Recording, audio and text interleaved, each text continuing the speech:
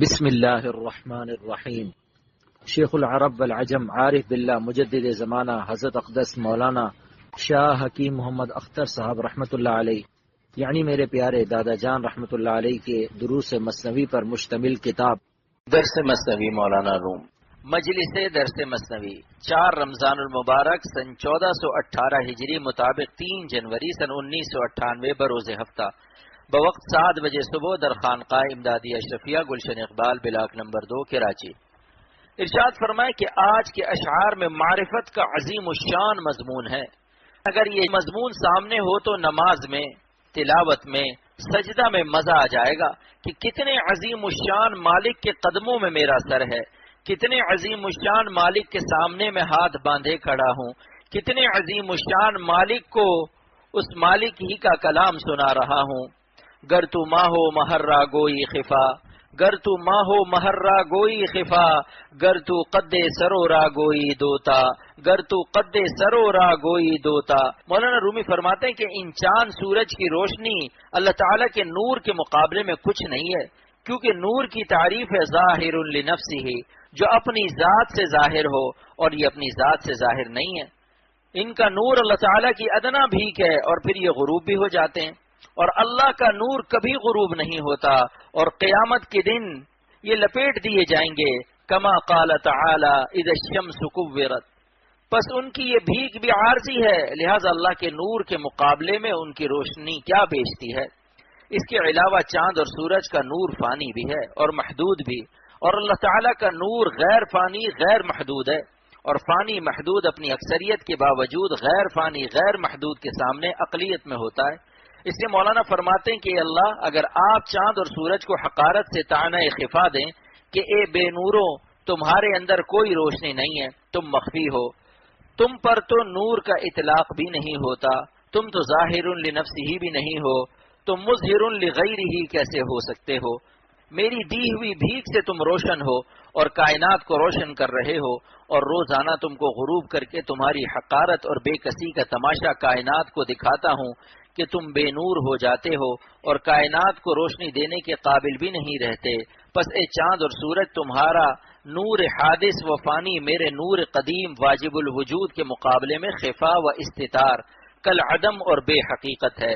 اور اے اللہ، اگر آپ سرو کے درخت کو، جن سے شعراء محبوبان مجازی کے قد کو تشبیہ دیتے ہیں، فرما دیں کہ اے سرو کے درختوں، تم میں ٹیڑھا پن، انحنا، عیب اور کجی ہے، کیونکہ یہ رعنائی قد تمہاری ذاتی صفت نہیں ہے، میری عطا ہے، اور میری رعنائی جمال اور حسن ازلی غیر فانی سے اسے کوئی نسبت نہیں۔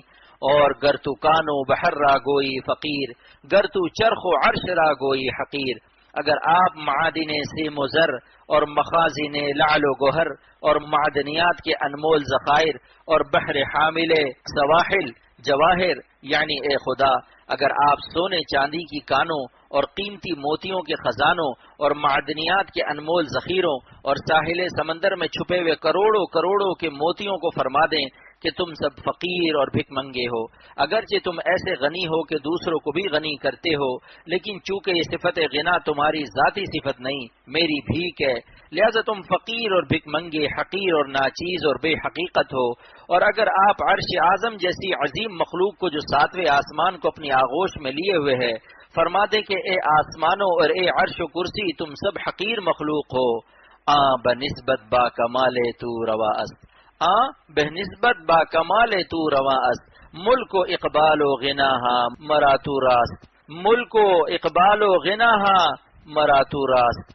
تو اپنی مخلوقات کو ان تعبیرات سے خطاب کرنا آپ کے کمالات کے پیش نظر آپ کو زیب دیتا ہے کہ ملک و سلطنت اور اقبال مندی و غنا آپ ہی کے لیے خاص ہے، کسی اور کو زیبا نہیں، کیونکہ آپ کی ذات قدیم اور واجب الوجود ہے اور مخلوق حادث و فانی ہے۔ نیس زر غبن وظیفہ عاشقاں، سخت مستسقی از جان صادقاں۔ ارشاد فرمائے کہ مولانا کا یہ شعر دراصل ایک حدیث پاک کی شرح اور توضیح ہے۔ حضرت ابو ہریرہ رضی اللہ تعالیٰ عنہ فرماتے ہیں، کنت الزم لصحبت النبی صلی اللہ علیہ وسلم، میں تو حضور صلی اللہ علیہ وسلم کی صحبت میں ایک دم چمٹا رہتا تھا، اور حضور صلی اللہ علیہ وسلم فرماتے ہیں کہ زر غبن تزدد حبن، ناغہ دے کر ملو، اس سے محبت بڑھتی ہے۔ تو صحابی کا عمل بظاہر اس حدیث کے خلاف معلوم ہوتا ہے، لیکن اگر یہ جائز نہ ہوتا تو حضور صلی اللہ علیہ وسلم حضرت ابو ہریرہ کو منع فرما دیتے کہ ہر وقت ہمارے پاس نہ رہا کرو۔ آپ صلی اللہ علیہ وسلم کا نکیر نہ فرمانا دلیل ہے کہ صحابی کا عمل درست تھا، لیکن حکیم الامت تھانوی رحمۃ اللہ علیہ فرماتے ہیں کہ دونوں حدیثوں میں تطبیق نہیں ہو رہی تھی کہ اس کا جواب اور اس حدیث کی شرح مجھے مثنوی کے مذکورہ شعر میں مل گئی۔ مولانا رومی فرماتے ہیں نیز ذرغبن وظیفہ عاشقاں سخت مستسقی اس جانے صادقاں، ناغہ دے کر ملاقات کرنا یہ عاشقوں کا وظیفہ نہیں ہے۔ ذرغبن تزدد حبن کا حکم رشتہ داروں کے لیے ہے کہ مثلا سسرال میں نہ پڑے رہو، ورنہ ساس سسر کہیں گے کہ کہاں سے یہ بے حیا داماد ملا کہ جب دیکھو پڑا رہتا ہے۔ رشتہ داروں کے ہاں روزانہ مت جاؤ، وہاں جا کر ڈیرا مت ڈال دو ورنہ محبت میں کمی آ جائے گی۔ لیکن جو اللہ کے عاشق ناغہ دے کر ملاقات کرنے کا حکم ان کے لیے نہیں ہے، کیونکہ ان کی جان اللہ تعالیٰ کی سخت پیاسی ہے کہ بغیر اللہ کے عاشقوں کی ملاقات کے وہ کہیں چین نہیں پا سکتی۔ اگر مچھلیوں سے کہا جائے کہ پانی میں ناغہ دے کر آیا کرو تو وہ مر جائیں گی۔ حضرت ابو ہریرہ رضی اللہ عنہ دریائے نبوت کی مچھلی تھے، وہ ناغہ نہیں کر سکتے تھے۔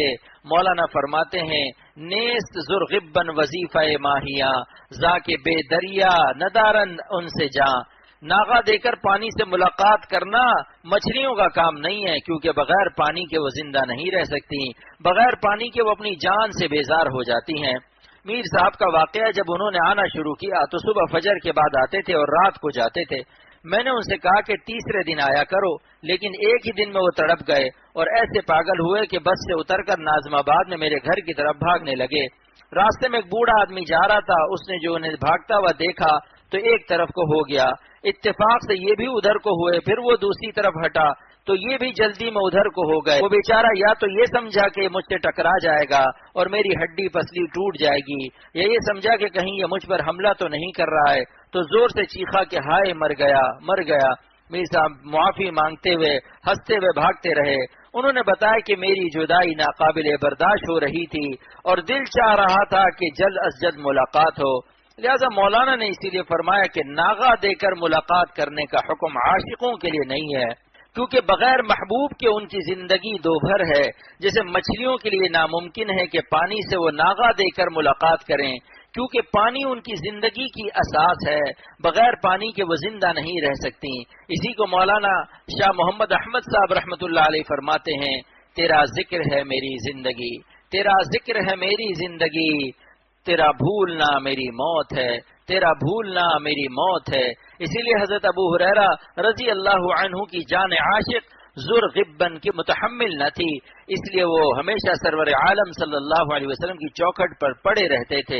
ارشاد فرمائے کہ حضرت حکیم الامت تھانوی کو 10 برس تک ایک اشکال تھا، مگر حضرت کا ظرف دیکھیے کہ 10 برس تک کسی پر ظاہر نہیں کیا کہ میں اس اشکال میں مبتلا ہوں، اس لیے کہ بتا کر دوسروں کو کیوں اشکال میں ڈالوں۔ کمال ہے کہ 10 سال تک چھپایا، بعد میں وہ اشکال مثنوی سے حل ہوا۔ اشکال یہ تھا کہ اللہ تعالیٰ ارحم الراحمین ہے، اپنی رحمت سے بدون مجاہدہ سب کے نفس کو ولی اللہ بنانے پر قادر ہیں، لیکن پھر مجاہدہ کیوں فرض کیا کہ ہر وقت نظر بچاؤ، یہ کرو وہ نہ کرو، اپنے راستے کو اتنا مشکل کیوں کر دیا؟ اس کا جواب مولانا نے مثنوی میں دیا ہے، لے کے شیرینی و لذات مقر، لے کے شیرینی و لذات مقر، ہست بر اندازے رنجے سفر، ہست بر اندازے رنجے سفر۔ حضرت کا 10 سال کا اشکال اسی شعر نے حل کر دیا۔ مولانا رومی فرماتے کہ منزل کی لذت و شیرینی و لطف و آرام کا ادراک سفر کی تکالیف و صعوبات پر موقوف ہے۔ سفر میں جتنی تکلیف ہوتی ہے منزل کا لطف اسی قدر زیادہ محسوس ہوتا ہے، اسی لیے اللہ تعالیٰ نے اپنی راہ کو تھوڑا سا مشکل کر دیا اور اپنے بندوں کو تھوڑے مجاہدات سے گزارا تاکہ ان کو جنت کا مزہ خوب آئے اور داخل ہوتے ہی کہیں الحمدللہ الذی اذهب عنا الحزن، سب تعریف ہے اس اللہ کے لیے جس نے ہمیں حزن و غم سے نجات دی، لہذا اگر حزن نہ رہے گا تو اذهب کیا ہوگا؟ بولیے اگر جنتی دنیا میں حزن سے نہ گزرتے تو اذهب کیسے کہتے؟ لہذا جنت کا مزہ اسی مجاہدے سے آئے گا۔ مولانا گنگوہی رحمۃ اللہ علیہ نے بخاری شریف پڑھاتے وقت فرمایا کہ قیامت کے دن جب سب دوزخی دوزخ میں ڈال دیے جائیں گے تو اللہ تعالیٰ پوچھیں گے حلم تلأتی، کیا تیرا پیٹ بھر گیا؟ تو دوزخ کہے گی کہ اللہ میرا پیٹ نہیں بھرا، تو اللہ تعالیٰ اس پر اپنا قدم رکھ دیں گے یعنی تجلی خاص نازل فرمائیں گے. المراد بالقدم التجلیات الخاصۃ، جس سے اس کو سکون ہو جائے گا. ایسے ہی جنت بھی کہے گی کہ یا اللہ میرا پیٹ نہیں بھرا، تو اللہ تعالیٰ ایک مخلوق کو پیدا کر کے جنت میں ڈال دیں گے، کیونکہ یہ انعام ہے اور انعام دینا شان کرم کا ظہور ہے. اور دوزخ کے سوال پر کوئی نئی مخلوق پیدا کر کے دوزخ میں نہیں ڈالی، کیونکہ اللہ تعالیٰ کی شان رحمت اور شان عدل کے خلاف تھا کہ بے گناہ مخلوق پیدا کر کے اس کو آگ میں جلاتے. اللہ کی ذات ظلم سے پاک ہے، لہذا وہاں اپنے نور سے اس کو بجھا دیا اور اس کا پیٹ بھر گیا. اور یہاں ایک مخلوق پیدا کر کے اس کو جنت میں ڈال دیا. تو ایک طالب علم نے کہا کہ کاش میں وہی مخلوق ہوتا کہ نہ روزہ نہ نماز نہ حج نہ زکوٰۃ، نہ گناہ سے بچو نہ نظر بچاؤ اور مفت میں جنت پا جاؤ. تو حضرت گنگوہی نے فرمایا کہ ارے بدھو، ان کو جنت کا کیا مزہ آئے گا؟ مزہ تو ہم لوگوں کو آئے گا کہ جو تکلیفیں اٹھا کے جنت میں جائیں گے. جنہوں نے روزہ رکھا، نہ نماز پڑھی، نہ غم اٹھایا، نہ کوئی تکلیف برداشت کی، نہ جہاد کیا، نہ خون بہایا اور نہ خون تمنا کیا، وہ کیا جانیں گے کہ مزہ کیا چیز ہے؟ کیونکہ راحت کا مزہ تکلیف کے بعد ہے. جو تکلیفیں اٹھاتے ہیں ان کو احساس ہوتا ہے کہ راحت و آرام کیا چیز ہے. لہذا حضرت نے فرمایا کہ انشاءاللہ تعالی ہم لوگوں کو جنت کا جو مزہ آئے گا وہ اس مخلوق کو نہیں آئے گا جس کو اللہ تعالیٰ پیدا کر کے جنت میں ڈال دیں گے. الحمدللہ اس وقت روزے کی برکت سے کیسے عجیب علوم بیان ہو گئے. اللہ تعالیٰ قبول فرمائے اور قیامت تک صدقہ جاریہ بنائے.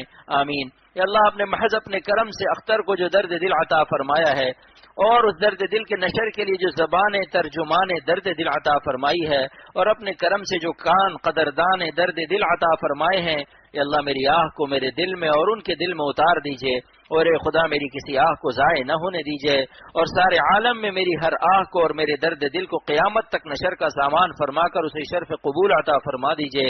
آمین یا رب العالمین بحرمت سید المرسلین صلی اللہ علیہ وسلم.